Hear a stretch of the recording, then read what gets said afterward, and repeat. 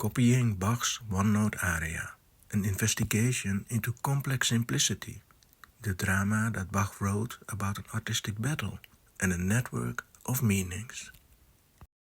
This is a story about a competition where you can win the score that is calligraphed. In 1736, Sigismund Scholze published The Singing Muse. Bach's first biographer, Nicolaus Forkel, heard from Gottlieb von Moor that Bach had contributed to this collection. It would concern these two songs. The first, a sweet declaration of tenderness, for your love, dear heart. The second is a statement, I am who I am and I stick to the way I do. The songs are not included in Bach's works catalogue. Scientific caution can be a safe haven. The collection deals with events of everyday life.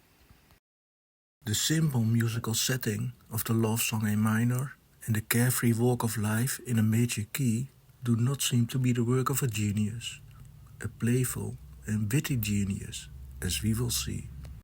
It is not just Muse rumors that connect Bach with this commercial book. Sigismund Scholze had a beautiful engraving of Leipzig made, which decorated the collection. The caption states that this is Bosens Hause. Bach's neighbors. The house had a splendid music room with unique echo sound. It was frequently used by the Collegium Musicum, a successful company not driven by doom but by pleasure. Coffee, tobacco and scores were a steady source of finance. In 1729, Bach became director of this enterprise. Unprecedented artistic freedom was at his disposal. The ensemble met on Wednesdays and Fridays from 8 to 10 p.m. The 40 to 60 virtuoso members represented all existing instruments. There was something else that distinguished this group from schoolboys. They were all men. The engraving offers an intimate glimpse into Bach's daily life. Magdalena apparently had a fairly small lapdog. Bach, on the other hand, dressed in his Haussmannian suit with a quill in his right hand, was the owner of a rather large setter. The setter is known for letting instinct over reason, anarchy over order, ecstasy over asceticism, abundance over temperance. During the Renaissance and beyond, setters were often confused with the goat-like pen. Bach set himself to work to address his most important limitation, the taste of his audience.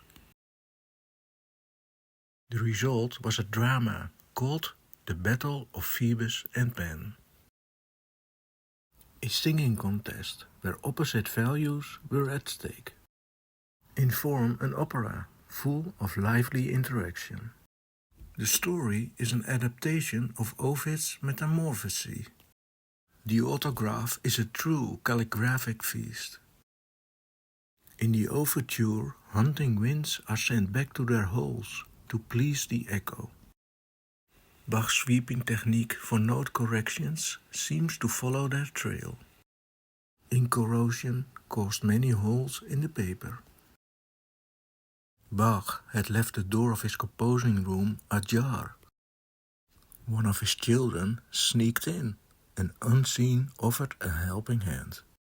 Likely Gottfried Heinrich, a musical genius who lost his mind at early age. A drama, Heinrich became feeble-minded, unable to make intelligent decisions. Amazingly, it is he who composes the first vocal lines for Momus and Midas, the spokespersons of a battle of directions. There is something mythical in those dots and lines, transferring the ancient setting to even older, prehistoric days, when they formed the very first elements of proto-writing. Silencing the audience by urging them to listen to the echo was part of the opening composition. It was a theatrical effect, emphasizing the here and now. We can recognize another echo effect in the two arias that are the center of action. The first, a tender love song in minor. The second, a jolly song in major. The stakes of the battle between art versus amusement. The happy aria in major is sung by flute player, Meistersinger and god Pan. The sad aria in minor is sung by Apollo. Both arias are stunning beautiful. So how did Bach make his point? Pan's lyrics are simple and clear. Dancing and jumping is what moves the heart. Accessible music in the modern gallant idiom. Pan then tries to imitate Apollo and complains it sounds difficult and brings no pleasure. Of course, Bach managed to compose one of the most beautiful unconditional love songs ever for Apollo. The independence of instrumentation is profound, complex, detailed, and richly embellished. The judge's decision is twofold. There is victory for Apollo, and there is condemnation of Pan's spokesman Midas. Because of his preference for easy-to-remember melodies, Midas has to walk around with donkey ears. In following years, real-life Midas made himself heard in publications, again and again giving Bach reason for a new performance. In 1949, the text was even adjusted to indicate who they were. Ovid's title, Metamorphosis, fits well with the spin-offs. Bach was proud of Pan's aria, and it appeared again in his Peasant cantata, with new lyrics. There are a few hairs to be discovered in this autograph. They are not glued with ink, and are therefore less likely to come from Bach. A whole nest of hairs is included in his Pigeon aria, somewhat resembling a shower drain. The red color and structure indicate someone else's personal contribution. The Collegium Musicum triggered Bach's imagination into overdrive. The score is rich in quickly noted sketches and ideas for new compositions. In Pan's aria we catch a thought written in organ tablature.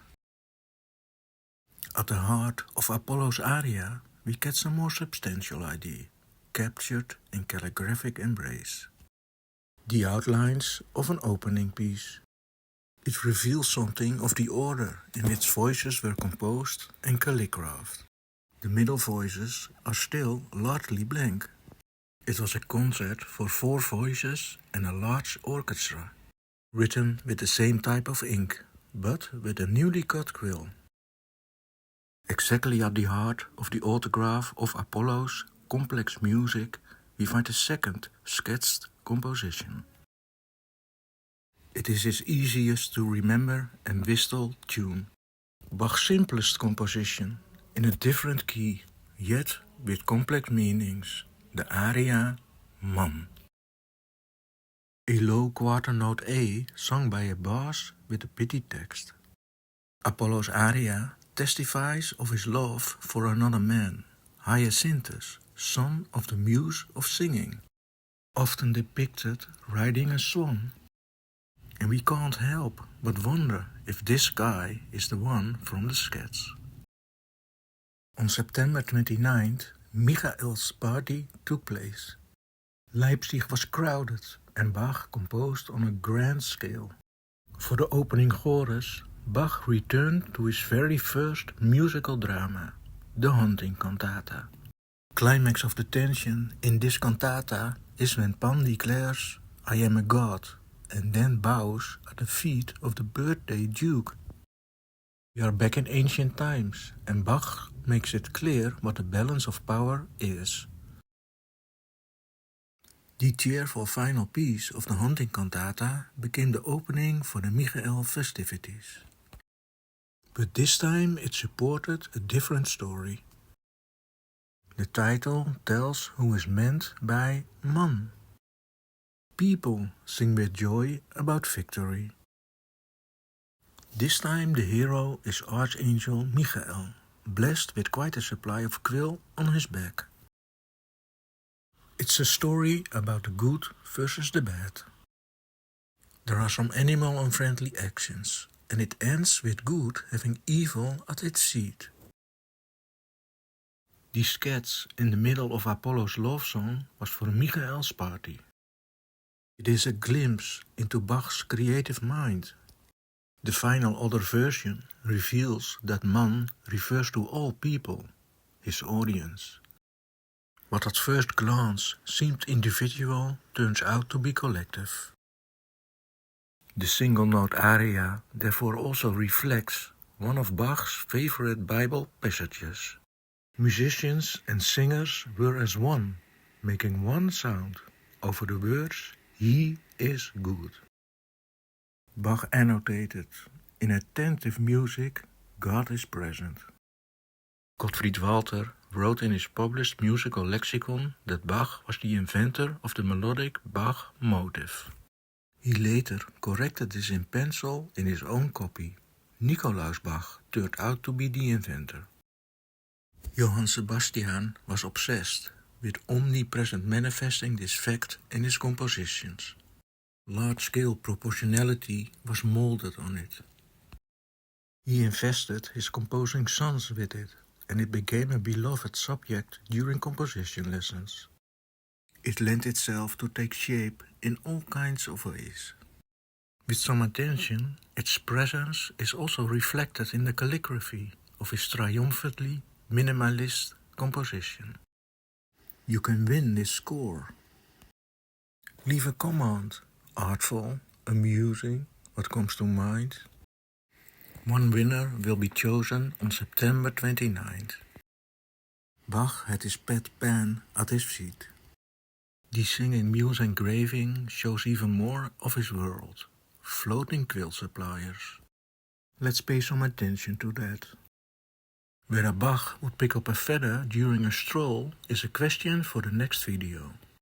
Swan feathers are preferred because of the ideal combination of strength and flexibility.